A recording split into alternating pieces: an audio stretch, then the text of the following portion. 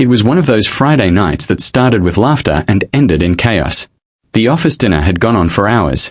Too many toasts, too much music, and way too much whiskey. Everyone was celebrating the end of a long project, but I stayed mostly sober, sipping on cola while my coworkers let loose. Ryan, my teammate and one of the loudest voices in the office, was the life of the party. He cracked jokes, sang off-key to old pop songs, and told stories that didn't make much sense after his fifth drink. At first, it was funny. Then it started to get a little sad. When the night finally ended, people stumbled out one by one, waving for cabs and half-heartedly saying goodnight. Ryan, though, was barely conscious, his tie crooked, his shirt half untucked, and a glassy look in his eyes. I couldn't just leave him there. "Come on, man," I said, helping him to his feet. He leaned heavily against me, mumbling something about how he could walk just fine. I shook my head. "Yeah, sure.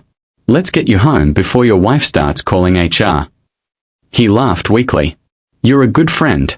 Better than I deserve," he slurred. The city was quiet when we stepped outside, the air cool and damp. I opened my car door and helped him into the passenger seat.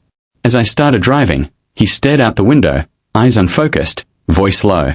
"You know," he muttered, "Emma deserves better. She really does. I work late. I forget anniversaries. I don't even know the last time I told her she's beautiful." I stayed silent, my hands tightening slightly on the steering wheel. I'd seen that kind of guilt before, the kind that eats away slowly, until there's nothing left to hold on to. He kept talking, words spilling out between hiccups. "I try so hard, man. But the more I try, the more I mess up." For the rest of the drive, I just listened. No advice. No judgment. Just the quiet hum of the engine, the city lights passing by, and the sound of a man trying to hold his life together one slurred confession at a time. By the time we reached his neighborhood, Ryan had dozed off, head resting against the window. I pulled into his driveway, turned off the engine, and sat there for a moment. The street was dark, the only sound the soft rhythm of rain starting to fall. I looked at him, this man who, just hours ago, had been laughing louder than anyone in the room, and sighed. "Let's get you home, buddy," I whispered, stepping out into the drizzle to walk him to his door. The rain was falling a little harder now, soft, steady drops that made the driveway glisten under the dim porch light. I half-dragged Ryan out of the car, his arms slung heavily around my shoulders. He was mumbling again, something about forgetting to pick up flowers for his wife. I just nodded and guided him toward the front door. The house was quiet. One of those cozy, suburban homes that looked peaceful from the outside, but I could feel something else, a kind of heaviness in the air. I rang the bell once.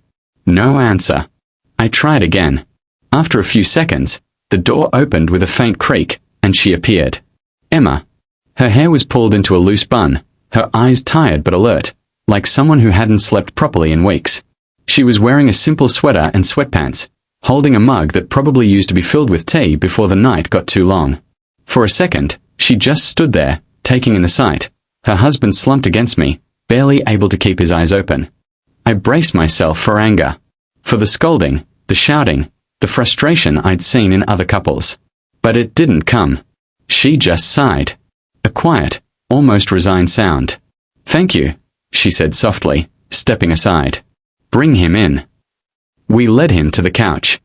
I helped him sit down, and he immediately fell sideways, half asleep. She gently straightened him, grabbed a blanket from the armrest, and covered him. Then she crouched down, brushing his damp hair from his forehead with trembling fingers. Her touch wasn't angry. It was tired love. The kind that stays even when everything else starts to fall apart. "He's been drinking more lately," she said after a moment, her voice low, almost as if she was afraid of waking him. "He says it's stress. I think it's guilt." I didn't know what to say. I stood there awkwardly, rain still dripping from my jacket. She looked up at me, eyes glassy but calm. "He used to be so full of life," she whispered. "He used to bring me flowers for no reason. Now, it's like he's somewhere else, even when he's sitting right next to me." I swallowed hard, unsure whether to stay silent or say something comforting. All I could manage was, "He still talks about you, you know. Even tonight. He said he doesn't deserve you." For a moment, something flickered across her face, a mix of sadness and relief, like she needed to hear that but didn't want to admit it. She nodded slowly, brushing a tear from her cheek. "I don't hate him," she said quietly.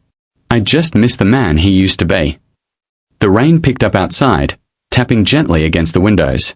The room smelled like rain and faint perfume, a strange mix of melancholy and warmth. I stood there, watching her sit by his side, holding his hand like she was holding on to a memory. There was a long silence before she looked at me again. "You should sit for a minute. You're soaked." I nodded, taking a seat across from them, unsure why the moment felt so heavy, as if something unspoken was lingering in the air, waiting to be understood. And for the first time that night, I realized this wasn't just about helping a drunk coworker get home. It was about seeing what love looks like when it's barely holding on.